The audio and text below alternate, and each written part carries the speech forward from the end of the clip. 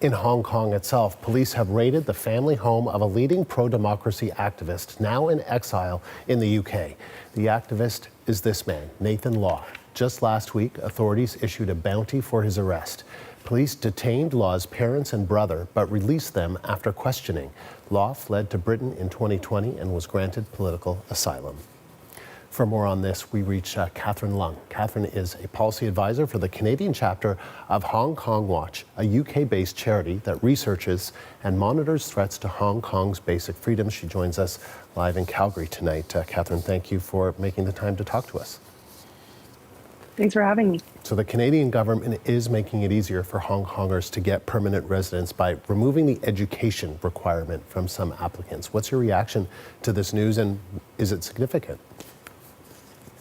Yes, so this is very welcome news. The education requirements for Stream B has posed as an obstacle for some Hong Kongers applying to immigrate to Canada, specifically because it doesn't line up with what is currently in place with the open work permit scheme. So with the open work permit scheme, anyone who has graduated in the past 10 years can get the work permit and then come to Canada, work for a year, and then apply for Stream B. Previous to the announcement, Stream B had a 5-year graduation limit, which means that some people who would have come to Canada, worked a year, would have fallen out of that 5-year eligibility. So with today's announcement, the education requirement is now waived. Applicants don't have to produce a proof of education. So this streamlines the process very well. We are very happy about this news, as it is something that we've advocated for since the announcement of the expansion of the open work permit. Are there any other barriers that you feel need to be removed? Yes, certainly. So one of the most significant barriers to Hong Kongers trying to come to Canada is the requirement of a police certificate. So anyone trying to come to Canada, whether it be for travel or for immigration, is required to produce a police certificate. Now, this is routine procedure and standard practice so that we don't take in any known criminals. But for Hong Kongers in particular, this poses an obstacle because either due to previous arrests or fears of alerting authorities of their intentions to immigrate, it is very difficult for Hong Kongers to obtain that police certificate.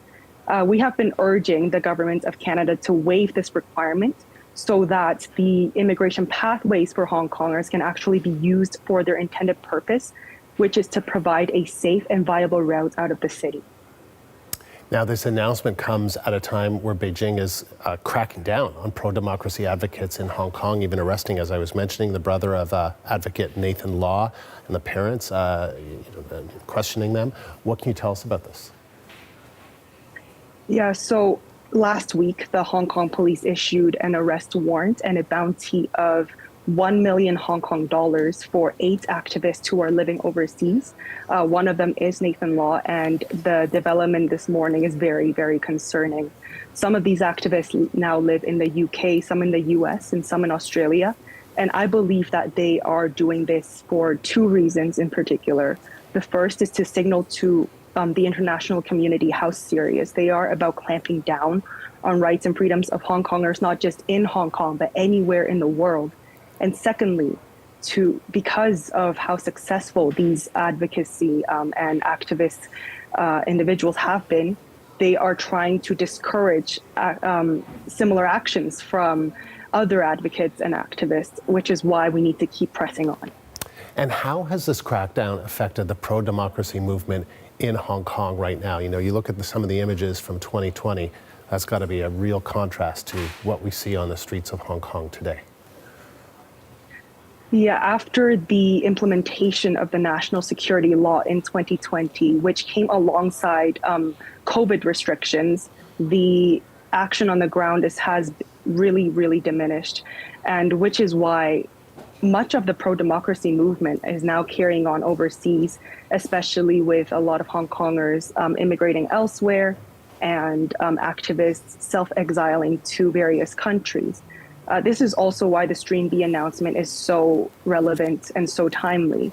People that have been involved in the pro-democracy movement in Hong Kong need to get out of the city so that they can not only preserve their own lives, but also to carry the torch of the movement from overseas, where they are safe to express their own opinions, safe to protest, and safe from the reach of the Chinese Communist Party. Katherine, thank you. That was Katherine Leung. She is a policy advisor for the Canadian chapter of Hong Kong Watch, and she joined us from Calgary.